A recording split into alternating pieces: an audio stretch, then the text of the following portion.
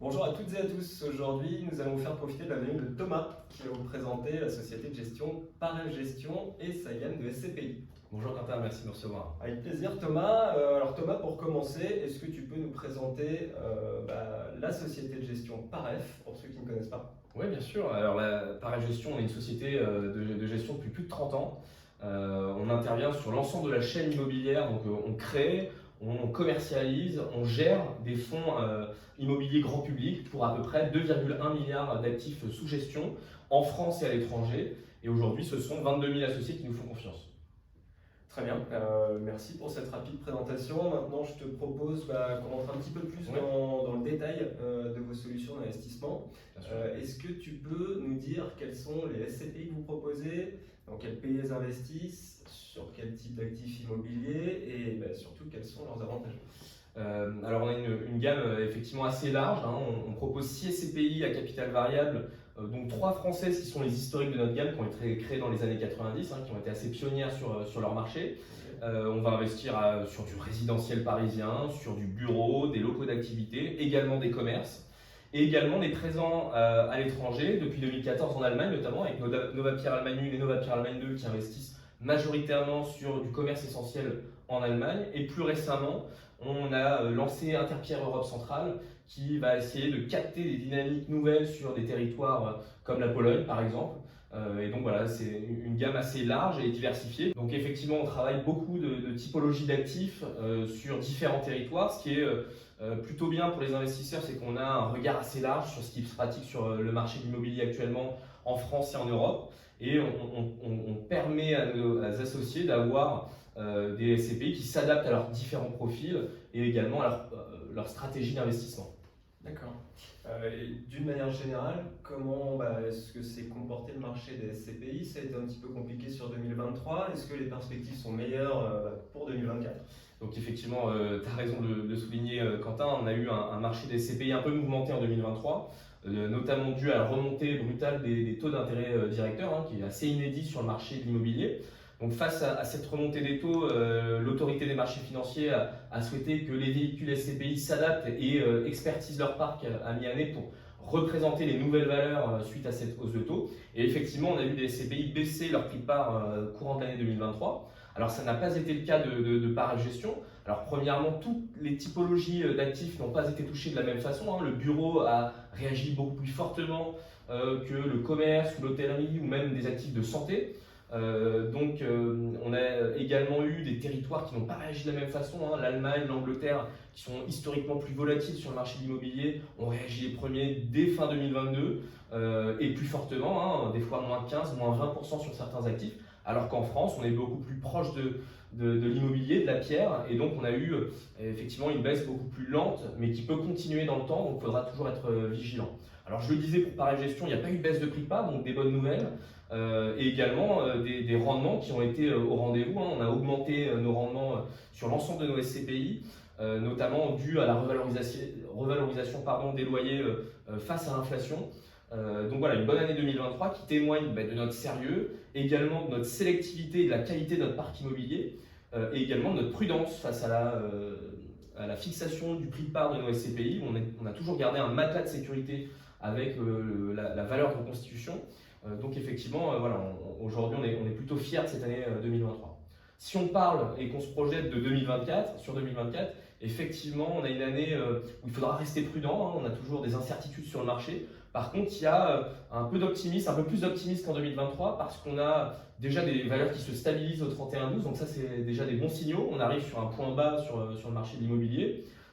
Et également des premiers signes de baisse des taux qui devraient arriver courant juin, avec les banques centrales qui ont annoncé des bonnes nouvelles sur cette première partie d'année. Et donc forcément, ça va profiter à l'immobilier. Et donc je confirme qu'il va y avoir une très belle fenêtre de tir pour nous, société de placement immobilier, pour aller acheter de l'immobilier moins cher et qui va proposer donc plus de rendement sur l'année 2024. Donc oui, effectivement, il y a de belles perspectives à venir sur l'immobilier. D'accord, donc finalement pour les sociétés de gestion qui ont su bien se comporter dans ce marché-là, c'est finalement le moment d'investir.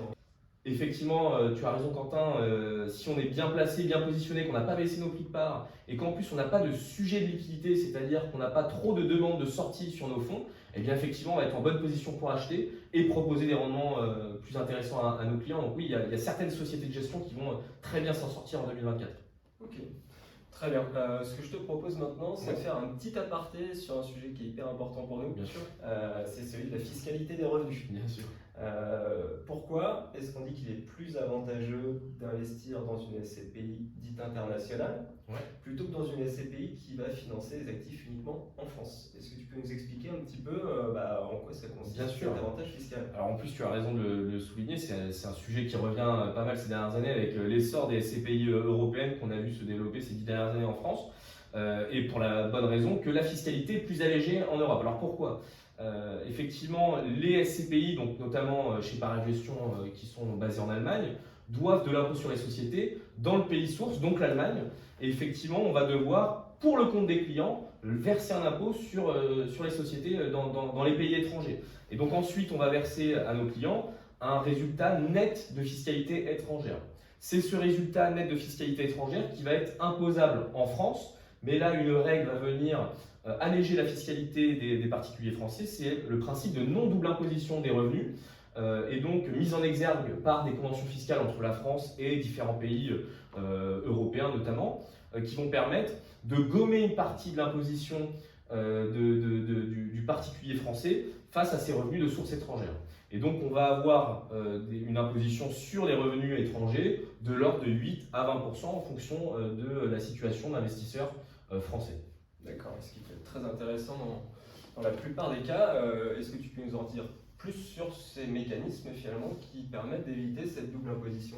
Oui, alors effectivement, donc, au moment de la déclaration fiscale, on va avoir deux mécanismes qui vont apparaître en fonction des pays sources des investissements. On va avoir premièrement la méthode du crédit d'impôt. Donc là, l'investisseur va quand même s'acquitter de l'impôt sur les revenus, donc parfois il était mis à 30% de façon classique. Par contre, il ne va pas avoir de prélèvements sociaux, donc déjà on gomme 17,2% sur l'imposition, et en plus, en prime, on va récupérer un crédit d'impôt calculé sur le taux moyen d'imposition du client face aux revenus étrangers. Deuxième méthode, un petit peu plus difficile dans le calcul, qui va être le taux effectif, où là je vais imposer mes revenus seulement sur des revenus français, mais je vais avoir un taux moyen augmenté des revenus de sources étrangères. Et donc, si je résume, j'ai un taux moyen qui a augmenté, mais je n'impose ce taux moyen que sur mes revenus de source française. Donc on a un mécanisme qui s'appelle le frottement fiscal et qui va donc mécaniquement légèrement augmenter l'imposition, mais qui va rester vraiment très allégé par rapport à des revenus fonciers français.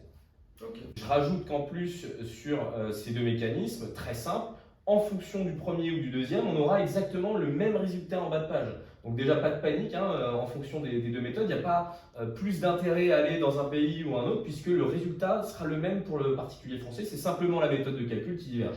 Et je rassure également nos clients investisseurs, on les accompagne avec un imprimé fiscal unique pour leur déclaration fiscale au mois de mai-juin, où on va les aider à remplir les bonnes cases aux bons endroits avec les bons chiffres. Donc voilà, la difficulté sera simplement de lire les bons chiffres et de les mettre dans les bonnes cases, tout simplement. D'accord, c'est vrai que c'est très appréciable cet accompagnement-là.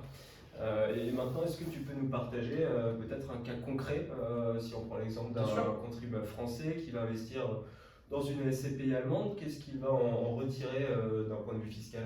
Alors il y a une méthode très simple pour connaître son imposition sur les revenus de sources étrangères, c'est de prendre sa tranche marginale d'imposition, donc je l'ai dit, souvent 30% dans la majorité des cas, et de le soustraire au nouveau taux moyen après la perception des revenus étrangers. Donc par exemple, si j'ai une TMI à 30% et un nouveau taux moyen à 18%, eh bien mon imposition dans le pays source, ça va être seulement 12% d'imposition. Donc si j'ai 10 000 euros de revenus nets sur une année, je ne vais payer à l'État français que 1 200 euros d'imposition, alors qu'en France, sur une SCPI française, j'aurais payé 4 170 euros. Donc on voit la différence est assez énorme. Et donc ça me permet, en tant qu'investisseur, d'avoir une prise de risque similaire à une SCPI française, mais d'avoir un résultat en bas de page beaucoup plus intéressant et beaucoup plus dynamique. D'accord, et donc c'est très intéressant, au-delà du fait de mutualiser aussi ces investissements sur différentes économies. Exactement. Il y a un vrai atout fiscal. Est-ce qu'il y a des spécificités par rapport aux différents pays d'investissement? Alors les spécificités, il y en a oui, mais elles se situent plutôt en amont des perceptions des revenus pour les clients particuliers. Et on va plutôt regarder les spécificités dans les différents pays où on va investir.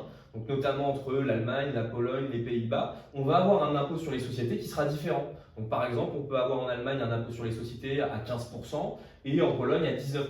Et ensuite, on va avoir des règles fiscales applicables, notamment sur la possibilité de procéder à des abattements sur cet impôt sur les sociétés. Et donc, on va pouvoir, nous, sociétés de gestion, optimiser plus ou moins le net versé dans la poche du client. Mais une fois qu'on aura versé ce net, pour le particulier français, il n'y aura aucune différence, comme je viens de l'expliquer. Ce sont ces deux mécanismes qui vont s'appliquer et l'imposition sera la même en fonction de leur situation en France. D'accord.